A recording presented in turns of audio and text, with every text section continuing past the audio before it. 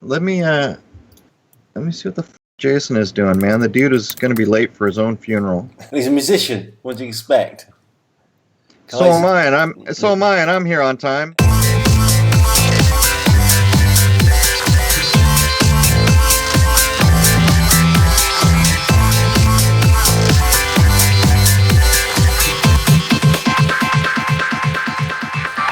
Welcome, ladies and gentlemen. My name is Herschel36. This is Truth is Stranger Than Fiction. And I have Crrow 777 and Jason Lindgren on the other end of this telephone call, or Skype call, I should say. And we are going to be looking or discussing the latest podcast that came from Crrow 777 Radio, which is 1119 Freedom, guaranteed by central banks and corporations that care. And I assume, Crrow, there was a bit of tongue-in-cheek scenario when writing that title. Well, I don't even write descriptions on YouTube anymore, but if you go back and look through the titles, you can see what I'm doing and why I'm doing it. Basically, it's about censorship. So I am a regular listener, and I have been for a minimum of a year, if not 2 years, to Crrow. And I think bringing Jason on board has been fantastic.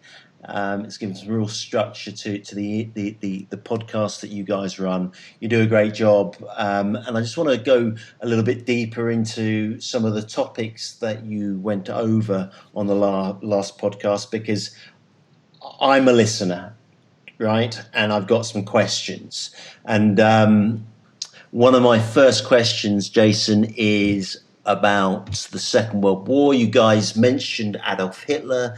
You mentioned the banks that propelled Germany from hyperinflation into one of the most powerful European countries and world countries, and they went into war. My understanding was Hitler wanted to take over the world, and thankfully the British, supported by the Americans, came and rescued us. And I just want to throw that out to both of you and see what the truth is behind modern history. Well, I think it's pretty obvious that Nazi Germany was funded massively. At the end of the Weimar Republic, after World War I and everything, the entire economy of Germany was decimated. The entire country was decimated, and there was just no way it could go in that short amount of time from what it was to what it became. So it's quite obvious to anyone.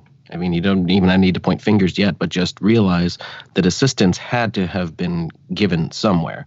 But when you start looking at all the ties that Adolf Hitler had and all that, you can tell that there was some seriously dirty dealings going on behind the scenes, and very quickly Germany went from being hideously impoverished to a massive superpower that did indeed take over the majority of Europe. So Adolf Hitler was Austrian, and he pretty much came from nowhere, a bit like Lenin, and took over power in Germany. And 3 years previous to that, the German economy was destroyed, and all of a sudden industry started. And my understanding is that they got funding from the US. Any truth to that, Crrow?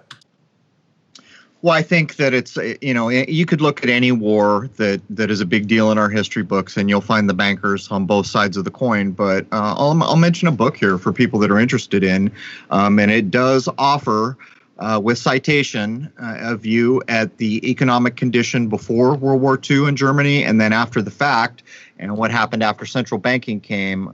The book is called A History of Central Banking and the Enslavement of Mankind, and the author is Stephen Mitford Goodson. Anyone who's truly interested in more than just the things we can say here in this short time can get a look.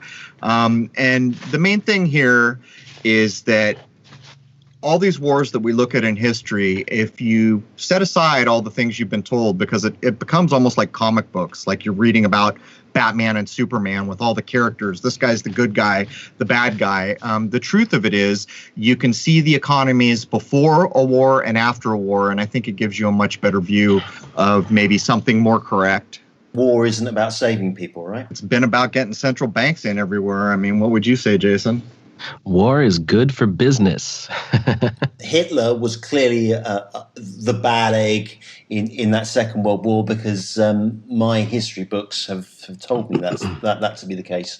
You're not trying to lead me down the path that what I've been taught at school is incorrect, are you, gents? I have been educated to believe that Adolf Hitler was a bad dude, and the English and the Americans saved us, and here we are living in freedom. Now, obviously, I'm being sarcastic here, because it's clearly not the case, right?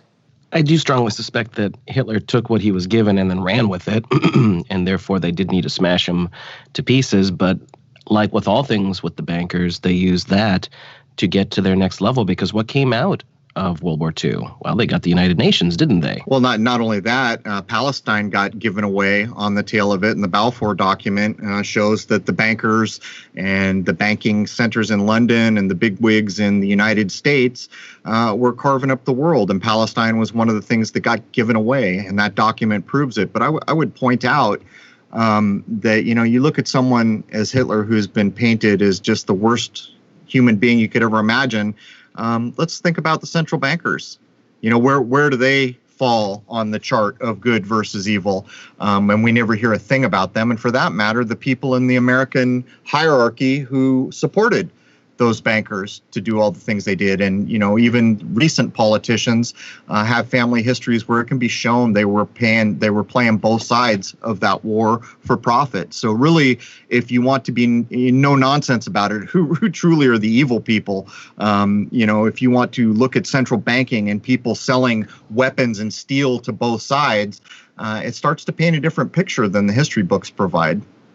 And let's point out the fact that no war in the 20th century, and even going back into the 19th century, those wars didn't have anything to do with anything other than the bankers wanted them. Okay, so we're being dominated by banks, we're being dominated by money. If I go back an episode or two, you both identified 3 cities in the world that are independent from the countries that they reside in. That's correct, isn't it? Yeah, among others, yep.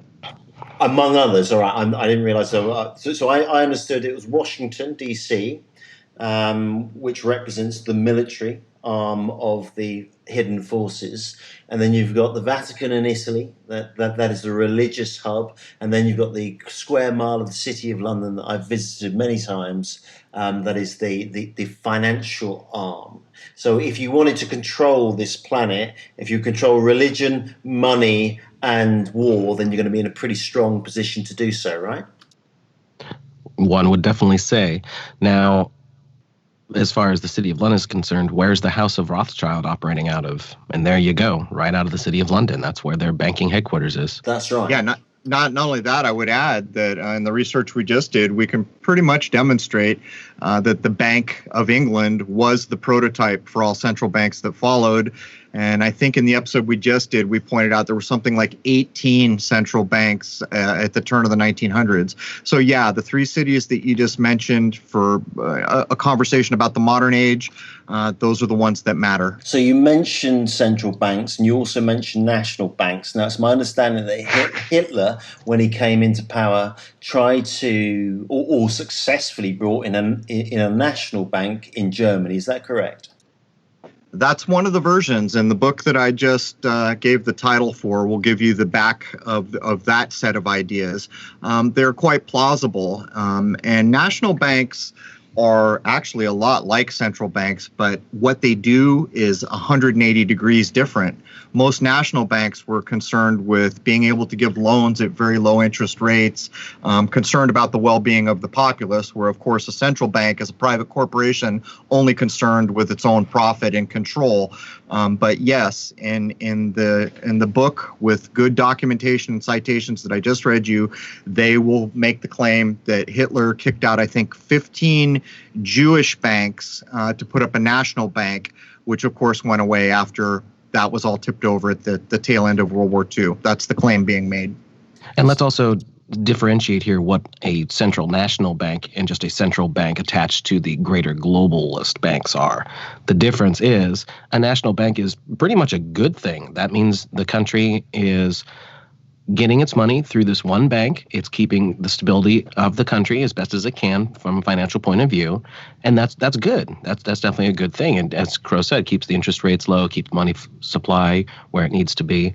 That's good. A central bank attached to the globalist banks, on the other hand, that's loaning money to whatever nation at interest. So it's perpetual debt slavery that they can never get out of, because where are they going to get more money from? Well, they got to print it from the central bank again. And what happens? Well, that's also owed.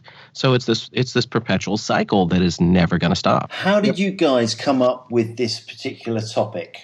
And how do you diversify your research, and what's the structure that you go to get the show together? Because there's a lot of work in it, right? Yeah, it takes, well, I guess I could state it takes a week for each one, but for my side of things, it takes a lifetime.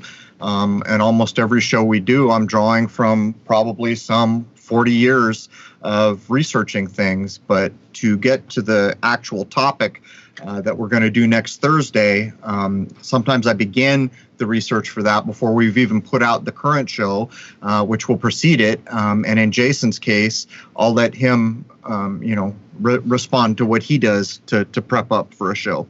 Lots of research, cross-referencing. I try very hard not to say anything unless I can at least convince myself that the sources are reasonably credible. And of course, you just never know in this day and age.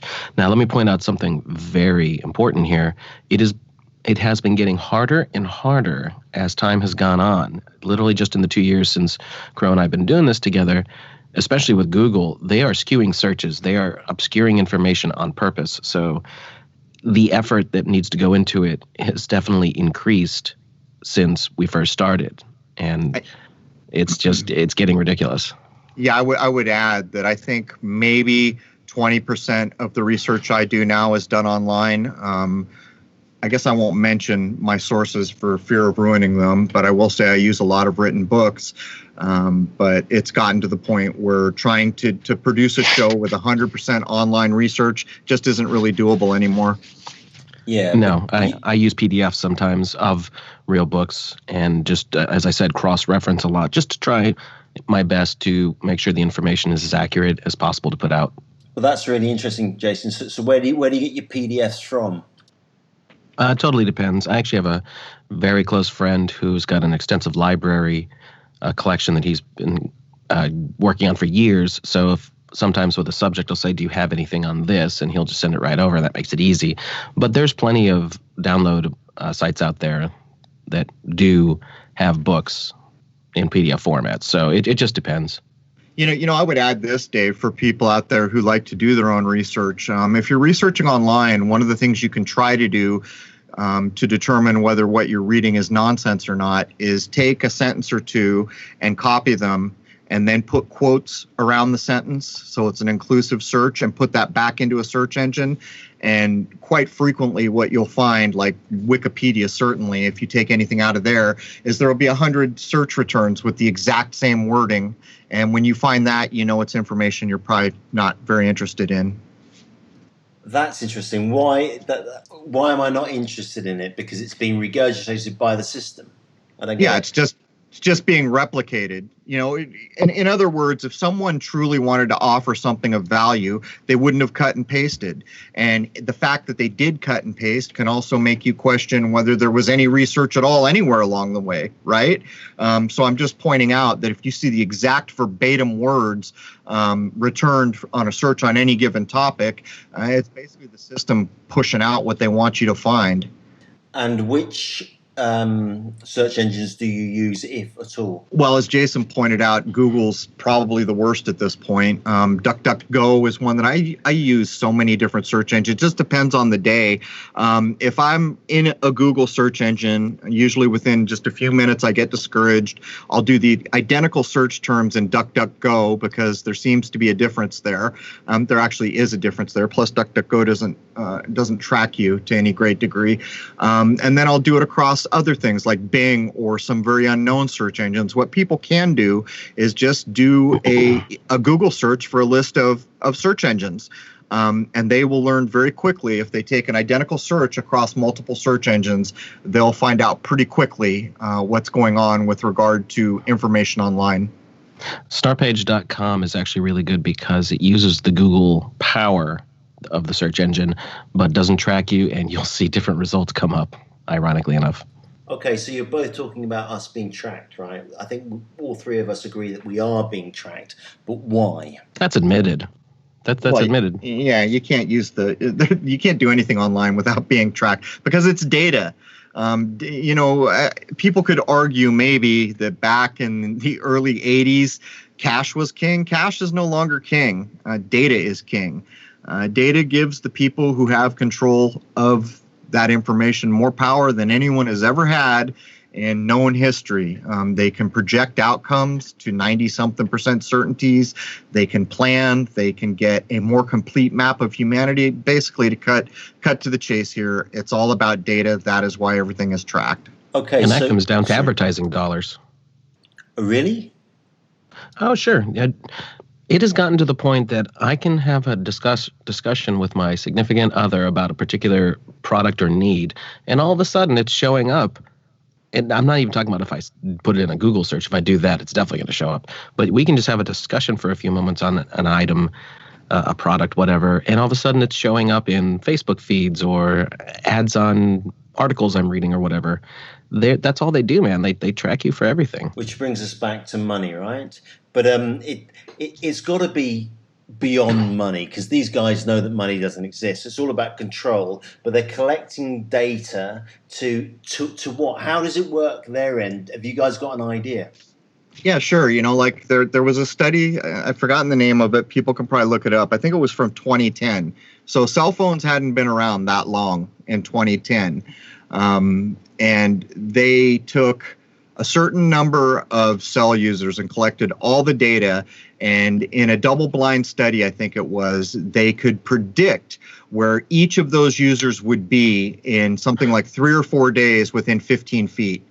Just from having collected the cell phone data for a given period of time. Yeah, it's power. It's absolute power, but it's not just the ability to predict what a person will do, which is pretty powerful. Because whenever anything is done in the world, to be able to have a pretty good idea of what the response to that thing will be is huge. It's something that no one has ever had before. But if you get massive amounts of data, like from Facebook or somewhere like that, or from Google, all the searches that are done every day, there are algorithms that they can use that will do things like this particular user. We can now determine that he will die with a 98% certainty on this day in this town of this cause at this hour. No one in the world knows that about themselves, but this is the kind of power that the data gives people who have the wherewithal to use it. And it's been made fun of in movies like The Winter Soldier. I've referenced many times that Marvel movie because Marvel is pretty much king of the film world right now. They openly make fun of the power of data collection by stating something like that the 21st century is an open book, and this dude lived before World War II who wrote the algorithm who showed us how to read that book. We didn't have the data at the time he made the algorithm, but now we do. And so now we know everything about everybody, even to the point where we can project someone living now is going to be a problem for us in 20 years. So we'll just take care of them now. Data is massively powerful. And we've done shows on big data and the computational power they have working for them. The supercomputers that they've got now, they've got multiple sites set up all over the world where they can crunch the numbers with this big data to predict scenarios to 99% likelihood. Yeah, and I can confirm that I've been in some of the largest data centers in the world, they're just rows and rows and rows of servers.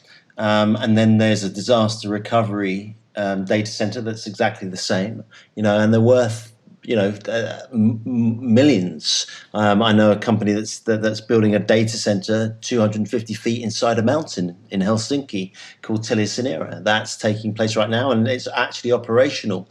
I did ask them what they thought was coming over the Baltic Sea and whether they thought the Russians were coming, but as a joke. But those data centers do exist, and they're worth a fortune. And getting into that industry isn't easy, and you're very well paid.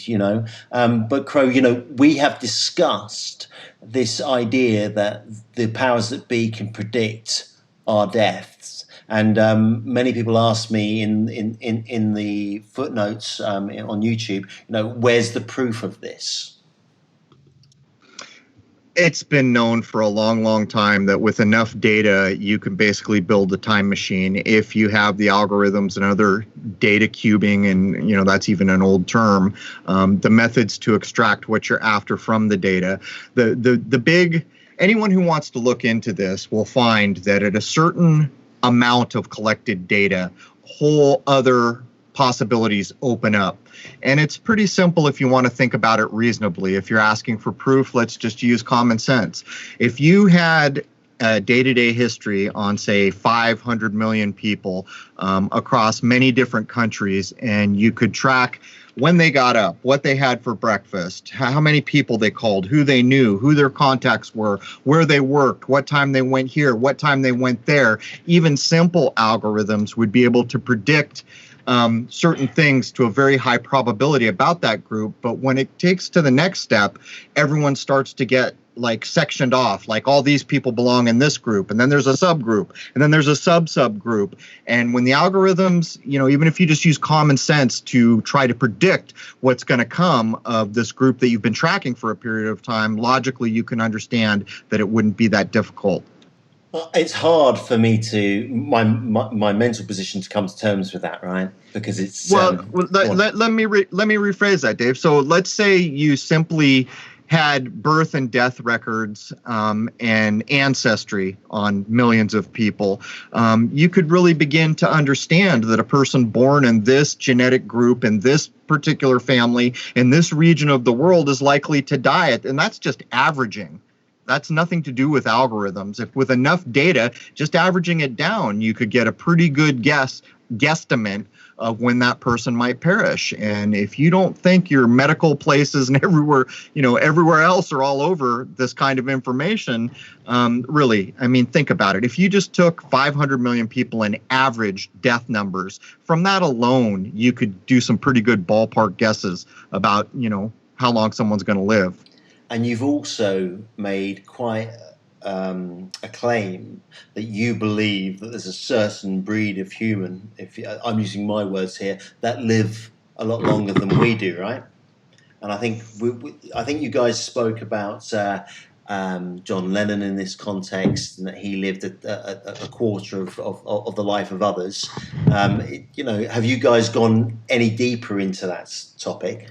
We've kind of been looking for a reasonable way to try to present it, and I don't really have it yet, but I am convinced that the highest reaches of elite powers in this world have forms of medicine we've probably never heard of, and I'm convinced they live longer. And even in what you just referenced about Lennon, that was lifted from the book Billy's Back, or the memoirs of Billy Shears or Billy Shepherd. I forget exactly what the name is. It's the supposed Sir Paul McCartney tell-all book, where the claim is made in there using the biblical "we live for 1,000 years" idea, and then states that John Lennon lived 2 months and 58 days or something like that. So even there's a reference. These are very difficult things to prove outright. I suspect wholeheartedly that there is a there, but how you ever prove it out and then demonstrate it in a show, I'm not quite there yet. This is the thing, right? This is the thing. The memoirs of William Shepherd, or Billy Shears, whatever, it's quite disturbing, actually. And I wanted to ask you this, Jason, because, we're all musicians to one degree or another, but how did you come across Crrow, and when did you start, for want of a better term, I hate saying it, waking up to the truth of what life is rather than what life isn't? Well, as far as waking up, I have always had some sort of awareness going all the way back to childhood. I always dealt with issues that were beyond the mundane. I've had a lot of interesting experiences, especially throughout my childhood and early years. So that kind of stayed with me all the way up into my adulthood. And then throughout the 90s, I was in and out of bands and working on music and doing things, and came really close to getting some sort of success out of it, but it just never transpired quite right. And then 9/11 happened, and I started really looking into those kinds of topics in earnest. As far as Crrow, I came across him just on other talk shows when he first started getting really, really popular, and I started looking at the information he was putting out, took interest in it. I tried to contact him and a mutual friend, James Alfred, and James happened to get back to me first, and he put a good word into Crrow for me, so I could actually do a show with him on the podcast I was doing at the time. Your podcast is The Secret Assassin, right? Right, yeah. And I occasionally do those. Have you done the music for that as well, for that show? Yeah. Okay. Yes. Fine. So you're still recording your own music and still playing out live, etc. I haven't played out live in a while, but I still write my own music, yeah. Cool. Has the knowledge that music has been weaponized, has that deterred you from engaging in music at all? No, I actually just use music as a means of getting information out. I call my musical project Cult of Saturn just because if anybody happens to hear a song of mine and they like it, if they Google Cult of Saturn, they're going to find a lot more than a rock band. They're going to start finding some really interesting stuff. So I called it that on purpose. And then in the lyrics of the songs, I always tailor certain little things to give cues. So I always use podcasts as the blunt, give you the information shoved in your face. And any music I write, I always put little innuendos in there to get information out as well. Okay, so we're all familiar with an author called Mark Devlin, right? The DJ from London, and this whole Paul is dead conversation that's taking place. And I'm pretty certain that we all got involved with the Beatles music at some level. I mean, I kind of grew up listening nonstop to the White Album. I found it quite difficult to come to terms with the fact that the Beatles was a construct from the Tavistock Institute. And let me tell you that I only know about the Tavistock Institute because you guys have spoken about it. Well, yeah, it's sad. I am perfectly capable of differentiating my logic from my emotions for the most part. So I can listen to the Beatles music, and despite knowing what I know, I can still enjoy it to some level. Of course, I view it a little differently as in comparison to when I was younger, but still, I can still listen to the Beatles. I can still listen to Pink Floyd and all that. And I know Crrow's kind of the opposite. He can't even remotely go near this stuff now. But I still do it just because I want to maintain some sense of normalcy that reminds me of my past when I was learning how to play guitar and write songs and all that. I still want to draw from the talent pool that is evident with a lot of these classic bands. Crrow, what's your position on this? Well, you know how people will, there's a couple things. Like we all have a nostalgic attachment to certain music, and people from our age group, of course, the Beatles is going to be a big part of that. And really, you can't ever divorce yourself. You know, you hear Eleanor Rigby, and of course, the nostalgia for me will come back. Oh, I remember that time when I first heard that, or whatever it might be. But for me, it's about whether or not the music holds up on its own merits. And for me, most of it does not anymore. A lot of bands that I really liked for a lot of years, when I took them apart carefully, listening to the music, listening to what's being conveyed, how it was put together, I came to the conclusion that for me, it doesn't hold up. And that was a lot of the music that I grew up with. Not all of it is offensive to me, although some of it at this point is offensive to me because I know the programming and the backmasking and these kind of subliminal tricks that were used. But now when I listen to music and I want something that will hold up forever, I listen to classical music. Even, Zeppelin was one of my favorite bands, and now I just can't listen to it like I once did. And it bothered me at first, but it doesn't bother me anymore. So classical music was recorded at 432, correct? And you guys have spoken about the 440 tuning of Concert A. And I know I'm guessing that both of you have started tuning your instruments to 432, and I have actually. My acoustic guitar is tuned to 432.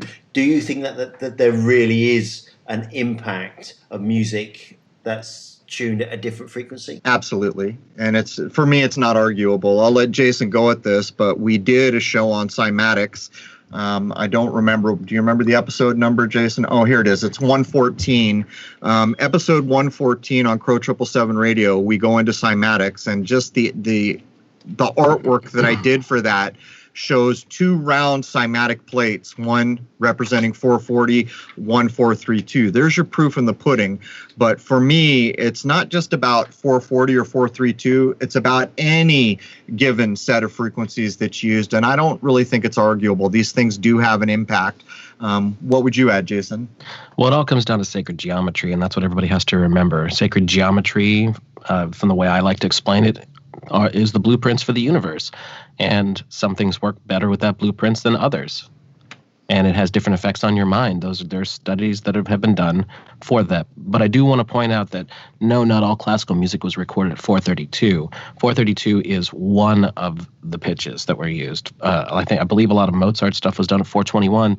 The problem was there wasn't a lot of consistency back then from place to place. So sometimes there might be tuning to a particular piano or whatever it happened to be. So you do got to watch that. And even to this day, if you want to do things absolutely accurately, you have to look at the historical data that they do have of when a particular piece would have been written and performed. And it does change the way things come across. The example we always like to use is if you listen to AC/DC in standard 440 concert pitch, and then you listen to AC/DC at 432, the impact of the way the chords, the way the waveforms propagate and hit your mind are very different. The 432 is much more soft. It's softer. It has a much more pleasant kind of sound, which is not very good when you want hard-hitting rock and roll. The 440 is there for that aggression and that just the way it hits you. It gets you pumped up and Well, that's really well explained, actually. I didn't know that. But I just want to take you back, Jason, because that's quite a statement. Okay, you have aligned 432 with the universe, and I also believe that you, in one of your earlier interviews, you mentioned God in that statement. Is that correct? Well, that's what I'm referring to when I say sacred geometry. Without going into a lengthy explanation that I may not do justice to anyway, it's that it works with the vibrations of the planet and the universe as far as we can understand. There just seems to be something about the way the cycles represent themselves and the way the waveforms propagate that will impact upon the human individual differently depending upon what the pitches are. Well, again, that's really interesting, but I need to ask you what are we on? Where are we? What is this universe? It's a big question. Well, that's the $60,000 question, Dave. That's right. And it's a real head fuck, right? Well, we're in a closed system. We can suffice it to say that. But in terms of the idea of the God idea with the 432 tuning in basic numerology, that would reduce to 9. And in many older ideas and usages, 9 would be representative of what's called the God number. Which it's also a completion number, by the way. It just depends how you view these things, I think. Okay, so as a listener to the radio show, you guys are talking about numbers all the time. So let's go back to credit cards, money, and the number 33. When you did your research for the last podcast, you were talking about the fact that 33% on credit cards was coming up over and over and over again, and 33 seems to be a big number. 666 and 666 is another big number. 911. So Paul and John, one represents 6 and one represents 9. I'm going to shut up, but I need some clarification over this number stuff. You want to pick up the axe and take a swing at that tree, Jason? Well, again, I think this all interrelates with sacred geometry. The numerics break down to show you how the universe is really functioning. It's just a representation of reality. I think would be the easiest way to explain it. As far as the banks and all that is concerned, well, 33. Let's do 33. Nothing from the elite point of view can go higher than the sun, which is 33 degrees. That's where you get that from. So that's that number. Credit cards and all that, well, we could explain a lot of things. Credit cards aren't real. That's money generated from a signature. So all this money that gets created that you then owe back with interest, it's the same game they keep playing over and over and over again. They're creating money out of nothing, although they'll say it's not nothing, but it's nothing. And you're signing it into existence with your straw man identity with just a stroke of a pen, and then you then owe that money back with interest. So that money is being created out into the world so that the goods and services can be had without any sort of tangible backup to it. And that is how the world works these days. Nobody really has much of anything to speak of to actually back up what their currencies are. And the vast majority of money in this world is credit and debt. Right. To address the number idea that I think you were getting at too, Dave, in my view, it's about intention. Think of it this way. If we were going to look at any given numbers 1 through 9, because that's basically the only numbers we have, and people want to say, well, what's this number mean? What's that number mean? There are historical ideas about what those numbers represented. But in the modern era, I like to communicate that it's really about the intent of the people who are using the numbers. And to put that into context for someone, suppose you meet someone on the street who's got a really negative attitude and they're using the English language to speak with you. So instead of numbers, they're using letters and words, and they keep dropping F-bombs and all this kind of offensive, low-minded, low-vibrational language. The intention of that individual using the language is what it is. You could see it on the face of it. Now, if you switch that back over to numbers, to me, it's a similar thing. In the same way, we can look at the news, and when we see the number 4 or 44 used over and over, a lot of times it's encoding death or the idea of death's doors. But if you go back to the natural sciences, the idea of 4 was Jupiter, which was a positive idea, even marking it as the 4th visible planet at the time, and the symbol for Jupiter being basically like a 4. So really, I think what it comes down to is the intention of the organization or the people or the person using numbers at any given time. Yeah, numbers are just numbers. It all comes down to what the intent of the user is. Right. A great example is how people always want to attack Crrow 777, 777, blah, blah, blah, blah, blah. Judge a tree by its fruit, man, because the guy's not putting out anything negative. So all these people that like to say shill, it's like, where are you getting that from, man? Just doesn't make sense. Yeah, they're guessing. When people stop guessing and grow up a little bit, then what you just said, Jason, becomes self-evident, I think.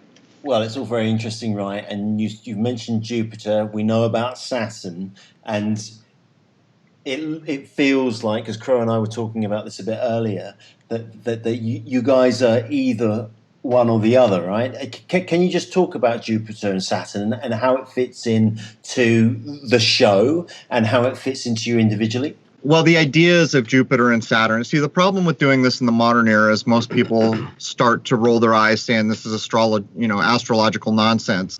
The idea being communicated is not about a god called Jupiter or Zeus or Kronos or Saturn or these things. These were allegories or, metaphors or similes or, they were a way to communicate one thing, in my view. And these are the aspects of nature, which we're all subject to.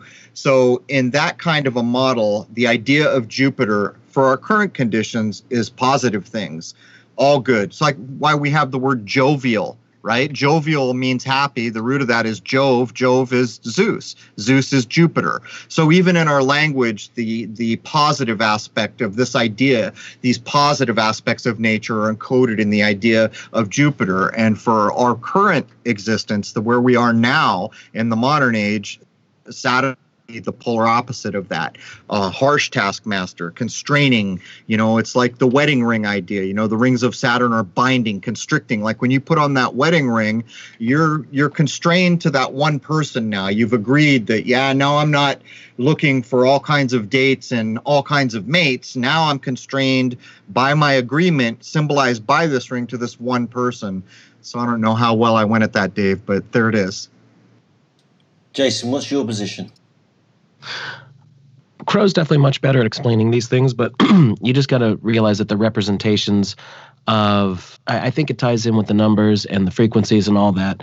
And the easiest way to explain it is that right now Jupiter's expressing the positive while Saturn is representing the negative. And this is very evident with the elite who use the Saturnalian Brotherhood, the cult of Saturn, all this dark death stuff. That all relates to Saturn. And anybody can do a cursory search on that, and you're going to find a whole lot of stuff, and it all ties to Saturn and death, the negativity. Okay, and you also, just going back to the topic of money, Jason, you were very adamant that money doesn't exist. Okay, you were using the idea of a credit card, and through my straw man identity, I sign on to a credit card, and then I'm given access to something that I think is called credit, but actually, it's a bit like fractional reserve banking, right? They just create. What is part of that? Yeah. Yeah. It's the banking system is all based on debt, and you go on. If I go on to American television, I can guarantee you they're going to be talking about the that debt clock. I can't even remember what it's called off the top of my head, and now America's 21 trillion in debt. But of course, none of it exists. So we live in this imaginary bubble. Hitler was an imaginary character for us, as far as we're concerned, right? And history is written by the winners. And in fact, it's the bankers who have been supplying cash to provide the funds for each side of the war. So it's a pretty convoluted system that we live in, Crrow. And you're saying that we live in a closed system. I mean, how do you get to that point? Have we got a dome over us?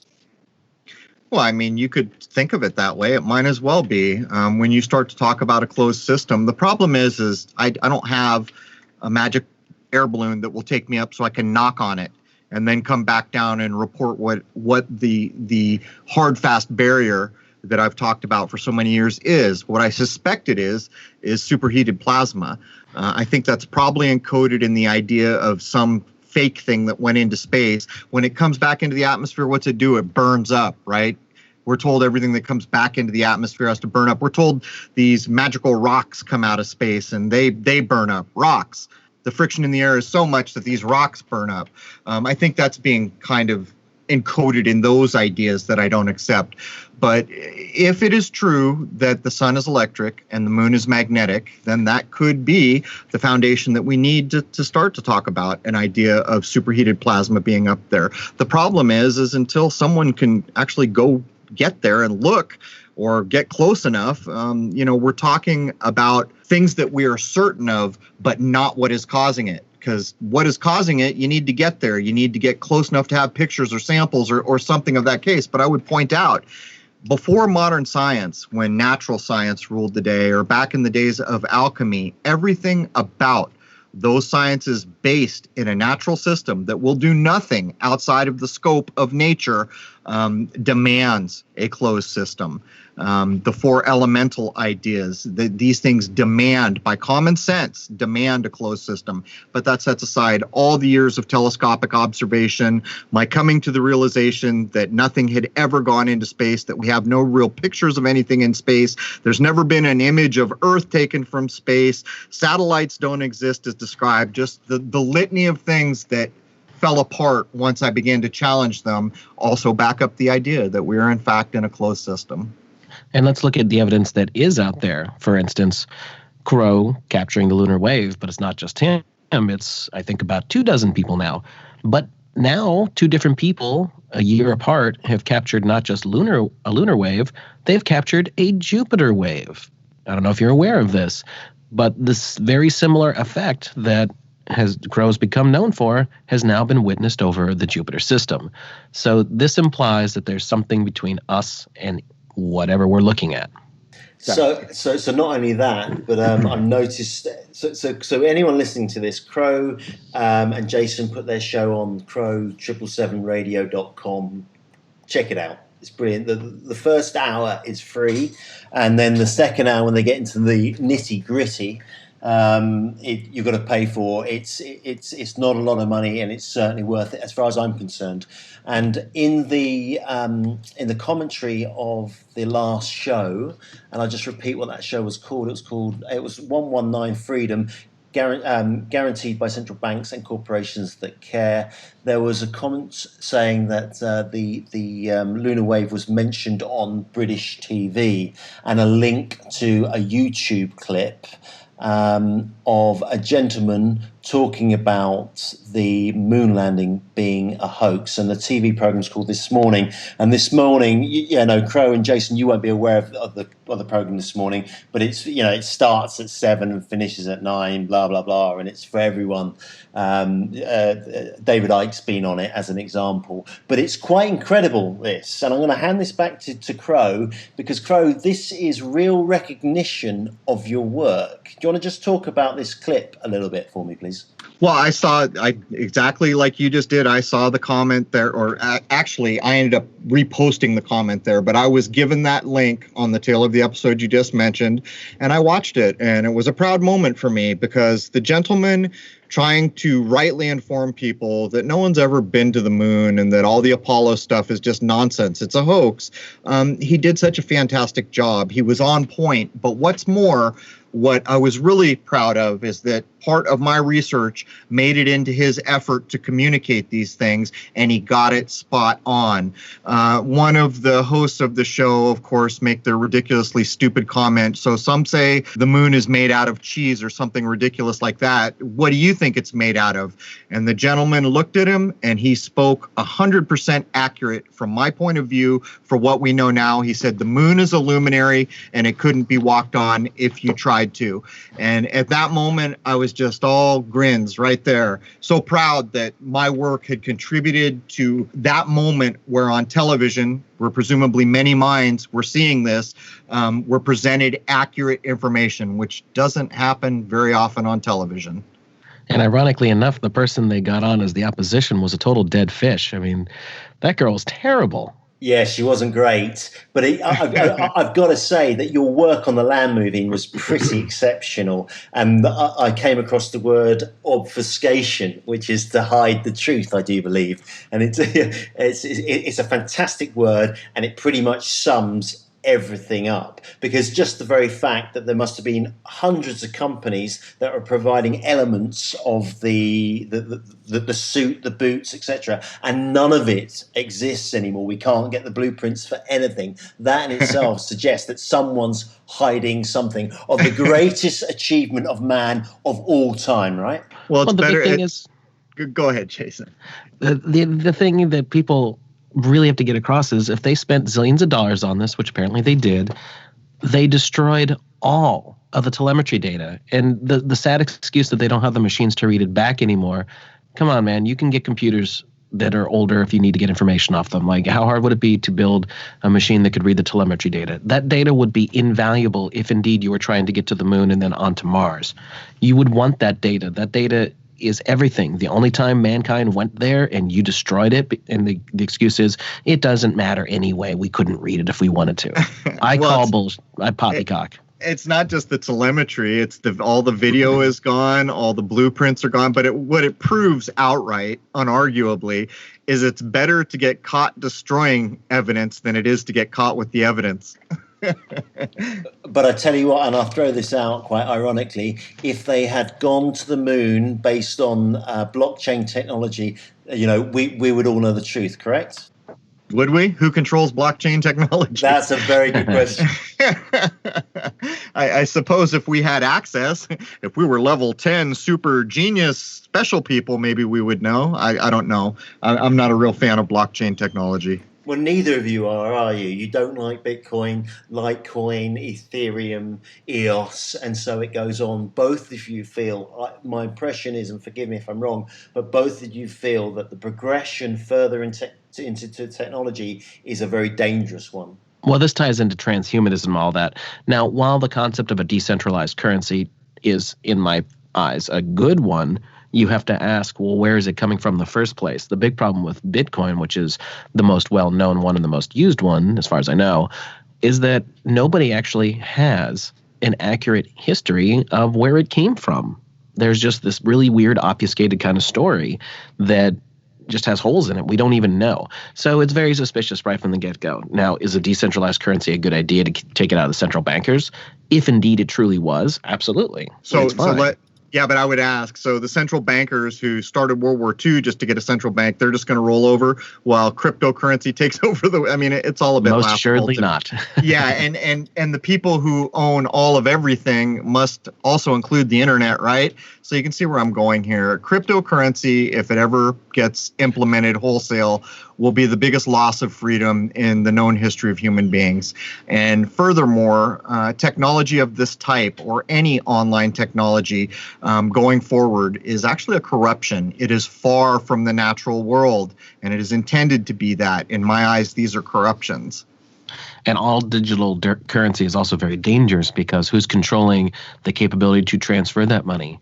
If you get naughty, they can turn your chip off, can't they? Well, this is very true, right? So the background story is a guy called Satoshi Nakamoto or something like that, and he's the guy who created Bitcoin. And the other dangerous thing, and no one knows who he is, right?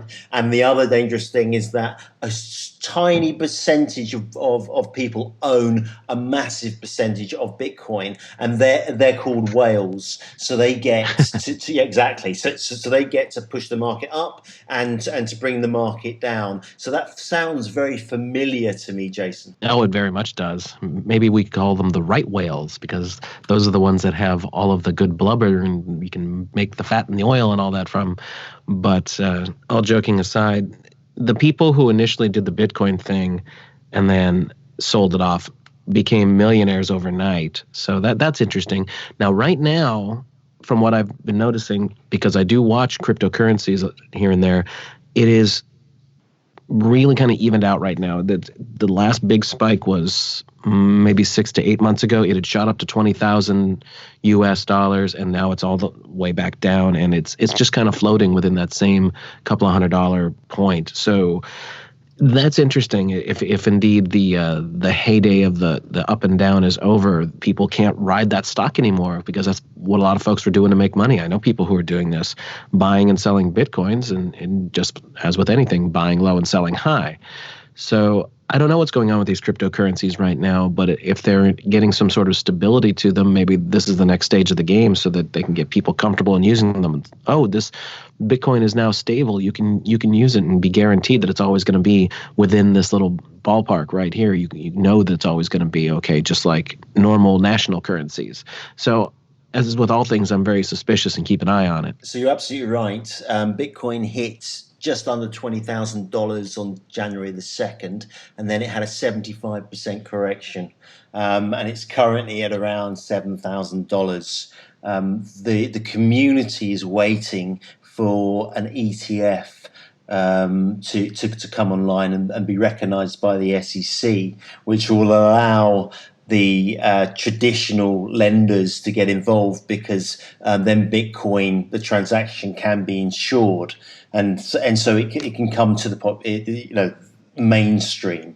But there are people who are out there, people like Jeff Berwick from the Dollar Vigilante, who've been pumping Bitcoin and cryptocurrencies, and I believe that's their job. Bitcoin, Ethereum, all these different. There are let's say 1,500 cryptocurrencies, and it's a real minefield of information. And right now, it's very difficult to get in and out. It's very risky. Other people can steal Bitcoin if they know the technology. Quite easily if they can access private keys, and so it's a very dangerous area, and people are pumping fiat currency in and then they're taking fiat currency out. But if Bitcoin doesn't exist, and you're telling me, Jason and Crrow, that fiat currency, if no one knows, you got to understand what fiat currency is. It's currency that doesn't have anything backing it, no gold. But then is gold real? I mean, this is my issue. What's real and what isn't real? And Crrow states it very clearly. The natural world is real, but everything else is man-made. I don't know have you got anything to add on that, Jason?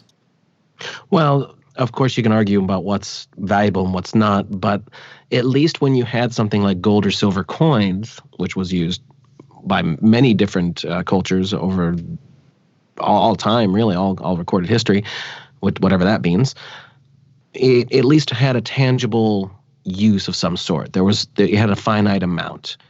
And that's the difference. If you have something that is accepted by humanity in general as being valuable, well, then you can have a paper currency based against it, but that's been totally removed. Now, the only thing about the cryptocurrencies that's interesting is that each coin, each digital coin, has a unique signature, which technically would make it unique and therefore have intrinsic value on paper. So that's the argument as far as it being able to go up against fiat currencies. But I didn't even know what you just mentioned a few moments ago. So I think my summation is correct. They're trying to normalize it so that it can be accepted as a normal modicum of exchange. And even something as simple as the Mall of Louisiana here, I see a Bitcoin exchange machine now. It looks like a little ATM that just spits out pieces of paper. You can transfer it and get US dollars from your Bitcoins. So this is being normalized.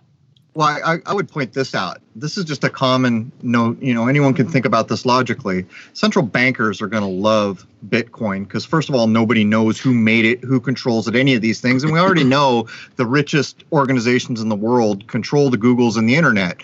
And that's where this Bitcoin currency is going to exist. But here's the real point. So let's imagine a day in the future where now all banks as we know them today are closed. And now, cryptocurrency is the way. Well, what just happened is the infrastructure for the possibility of trading anything of value has been removed. Now it's all digital. So yeah, we were using imaginary fiat currency, but the infrastructure was there. We could conceivably go say, hey, man, we're going back to trading seashells and wampum. That's the value now. The infrastructure to walk into a place and say, here's my wampum, give me my goods, that's still in place. When the Bitcoin thing happens, if it happens, all that infrastructure for trading for value is eliminated in the way we've known. In other words, to go back, if it becomes a horrible, horrible thing, which I'm convinced it will be, is a lot more work now, because now the infrastructure to go back to trading value for service or value for value, it no longer exists. Now it's all imaginary. And granted, the fiat currency is imaginary, but it is still using the infrastructure that was made when we did trade value for value. But that's pretty depressing, to say the least, right? To think of a future like that. And it does seem like we're heading towards this digitized experience of life. And if you look at blockchain technology, so you've got cryptocurrencies, but underneath it you've got blockchain technology, which is the creation of smart contracts across the board. So I'm very familiar with the fact that in process, and this is actually taking place, that virtual sex blockchain technology is coming online in the near future. So I could request to have sexual intercourse with Marilyn Monroe, and I can make her a certain height, a certain width, I could change the color of her skin, and I could live in that environment, and it's pretty frightening what's coming down the tube. In fact, I find it very scary, to be honest with you. This transhumanism thing is happening whether we like it or not. They're pushing and pushing and pushing. They're making it completely normal in the mainstream. And this digital currency, everything, it's all tied together. You can see where it's going. Supercomputers and AI and all this, the powers that be are looking to take humanity to a different place. And I strongly suspect it's just for them and not for everyone. We would be, those of us who survive in the end of ends will be enslaved to this system while they rule it as gods. Well, here's an interesting thing. You think about when everything is digital and it's connected to your person. Now when you get fined, there's a process, and even that process is becoming blurred and going away. I have a friend that I just talked to yesterday here who got pulled over by a police officer for going double the speed limit. The speed limit was 30. He got pulled over doing 60. The cop didn't write him a ticket. The cop gave him a summons. I'm not even kidding you. But now take this forward to where everything is cryptocurrency and you have your phone or your implanted chip or your wristband or whatever it might be. Where does it go from there? You've totally lost control of anything. You could interact with the wrong person and be fined 3 coins, whether you like it or not. you could go to get money and you could be told, guess what? There's no money for you today. Your car registration needs to be updated. So you don't get money till you do this. These are the kind of control mechanisms. But the biggest fallacy about this nonsense Bitcoin thing is that somehow you're subverting the central bankers. Let me tell you something. Every war in the modern era had central bankers behind it. And if you think that the richest among us don't have full control over what's going on online and controlling the Googles and the Facebooks and all the other big infrastructure that is online, you are sadly deluded. So the idea that somehow Bitcoin technology is going to subvert the power of these banking families, I mean, come on, man, that's a pipe dream. It's a logical pipe dream. That's exactly right. That's why it's important to recognize that movements like the Beatles were a Tavistock creation, right?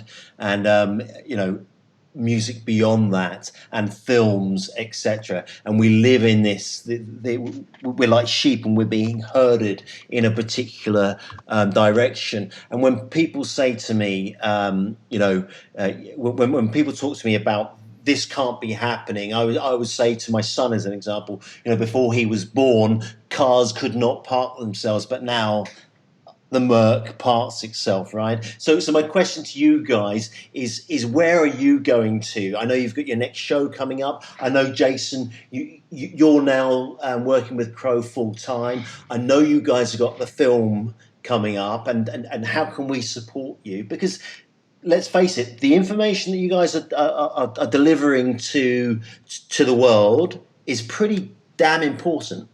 Go ahead, Jason.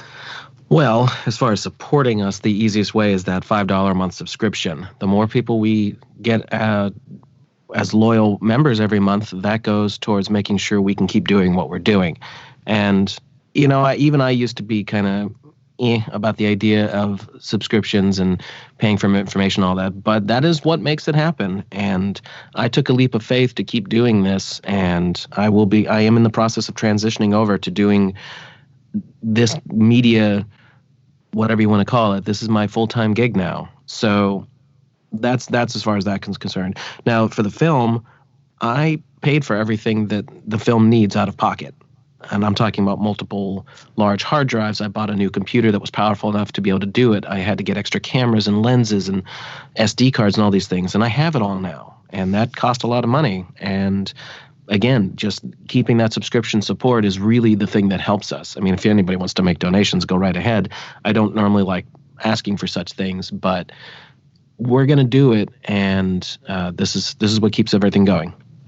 Well, I would add this. The whole idea of subscription came out of the foresight that I could see censorship was going to be a big deal. And not only was I right, I was right in spades. As so many know, my YouTube channel was shut for a number of weeks until presumably many, many, many people complained. The point being is that we cannot cover things that matter in the first free hour anymore. And that was the whole reason for setting up a private website. And so when you combine the type of research, the amount of research that goes into every single episode to try to deliver information to people that matters in an age when just getting decent information is almost impossible these days, you can see the idea behind subscription and the value in it. As for the film, this is going to be a big departure. Jason, I don't know, it's been a few months since Jason came up with the idea of making a film, and we landed on covering the period of time since I accidentally first filmed the 2012 lunar wave up to present. And in the film is going to be basically or nearly everything interesting I've ever shot. It is going to be so jam-packed with interesting footage through my telescope. And now that I've had the surgery and I'm recovering in a few more weeks, I'm actually going to be able to lift my telescope again. It's been a long time since I could lift my telescope. We're going to be shooting modern footage that goes into it too. But we suspect there's going to be a lot of interest, and I know we talked offline about maybe getting the film, which is called Shoot the Moon, into film festivals in your part of the world and into film festivals into our part of the world. That's going to be the first step. But I kind of lost my thread there. Sorry. No, you're absolutely spot on there, Crrow. I think you've got a trailer, have you not, Jason? We did put out a short trailer that was based off of some footage that existed and a little bit of Crrow's telescope footage. But what people are going to see here is going to be better than an entire season worth of something from the History Channel, all these crazy UFO programs. Crrow's got more stuff than any of those things combined. And this film is going to be like no other. And what's going to be amazing is that you're going to get to be able to see it on the big silver screen. You're going to be able to see these interesting objects and even the lunar waves that he has captured on the giant screen. So it's going to be very interesting. So you know what, Dave? Go on. You know what, Dave? I'll make you an offer that we haven't made anyone. I put up the Shoot the Moon trailer, which is 2 minutes long. It's on my YouTube channel, Crrow 777. I uploaded it on May 12. If you like, you can download that trailer and include it in the segment at the end if you choose to. Ace, I wouldn't have asked you that, but I'm definitely up for that for sure. I mean, I'm really excited about this work. I think the lunar wave is exceptional, right? And I just don't know what to make of it. And I do speak to people about it, about Crrow 777, the lunar wave, and it's like a refresh from the old analog 80s television sets, and they look at me as if I'm absolutely bonkers, and that's okay. So I don't speak about it that much because people just can't come to terms with it. But it's really exciting, and I put this out to anyone listening that there's Jason, that there's 127 film festivals alone in Spain. Okay, where I am, I've got connections back to the music industry and the film industry in London.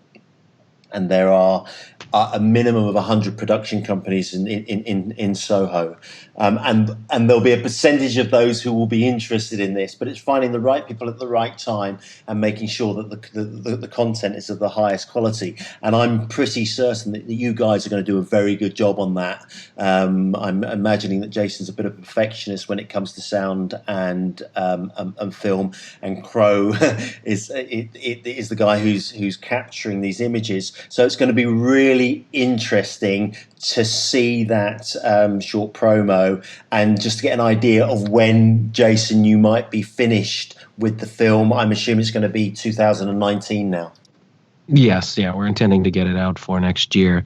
And as far as the tech is concerned, I've been an audio guy for a long time. I've been learning video, but what I invested in as far as cameras to get the look, this is not going to be a cheap DSLR kind of look. I have cameras that can deliver cinematic quality. So the interviews and all that are going to be color graded like it's a Hollywood production. The music is going to be top notch because I have a professor, a doctoral professor who's a good friend of mine who is doing the score for me. And the trailer already has the intro piece that we wrote together, and he's here in Louisiana, so it's easy for me to get together with him. So all of these things are going to combine to give a very cinematic delivery that most people doing these kind of documentaries don't achieve. It's going to be something, man. Yeah. Let me add this, Dave. If Shoot the Moon is successful, it is quite possible that Jason and I will add this as part of our standing operating. In other words, we go through all the effort it takes to get a film out. And by the way, this is not going to be a Hollywood production. It will be something altogether different. It will be unique in not only content, but how it's put together. But if it is successful, we'll do other films on things we think matter, like cymatics. We've talked about a number of things. So the main idea here is to continue what the podcast is doing, to put out into the public decent, well-researched information that shows the side of things that is either constantly lied about or never talked about at all. So there's all that. Okay, so anyone listening to this particular segment of this interview, which has been a very good interview, thanks, gents, for your time, right? You put a lot of time and effort into your work, and it shows. Well done. Congratulations to both of you. But anyone listening to this, if you can input or help or advance any relationships with people. As an example, I know for a fact that I can get this shown in North London at least one club. okay, that does films, and a lot of famous people go to that particular venue. And I know I can get that done because the owner of that particular venue, which is called Map Music Studios, is the label that I was on, and I'm good friends with the owner, Christian Townsend. But once this is done, we'll be able to move this in particular areas around the world and get this shown to people who probably haven't seen it before. But it's got to be quality, right? And what you're telling me, Jason, is it's going to be the highest. It's going to be really high end. I don't know if you're filming on Reds or whatever you're filming on, but I'm assuming that you're either editing in Premiere or Final Cut or Avid, which is the standard, and I know that your sound ability and composing ability is very, very high, right? Yeah, I'm actually doing the film in DaVinci Resolve by Blackmagic Design. Wow. Okay. Cool. Well, we should also mention that the telescopic footage is going to run the gamut from when I first started on a classic 8-inch Meade Schmidt Cassegrain telescope with a Canon T2i, which was only 16 megapixels, all the way up to the more sophisticated systems later on where I was dealing with 36 megapixels. There will be all the amazing footage that I shot over the breadth of that whole run. 4+ years of filming nearly nonstop. Okay, so I'm going to accept your kind invitation, Crrow, to get hold of that trailer, and I will edit it into the end of this particular interview.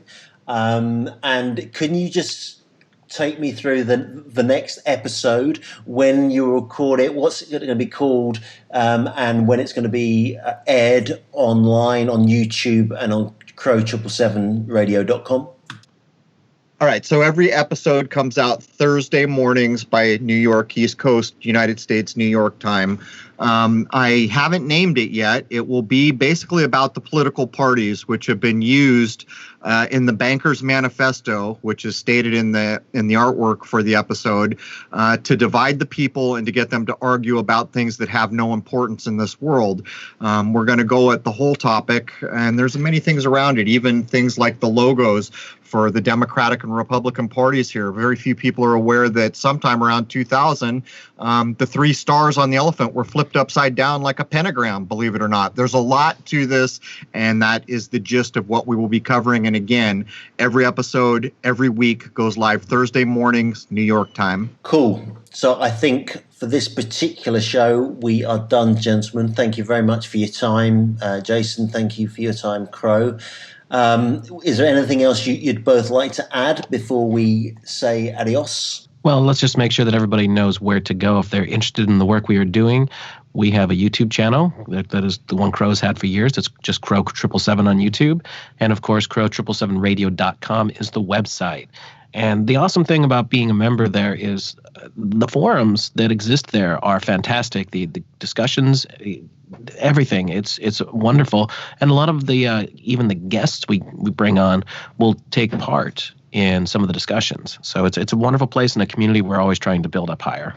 And by the way, all the forums there are adult conversations. The difference between a forum on Facebook or YouTube is night and day compared to the conversation that's happening on Crrow777radio.com. It is a free speech zone. We talk about everything under the sun, but we do it like adults, and the comments and forums reflect that reality.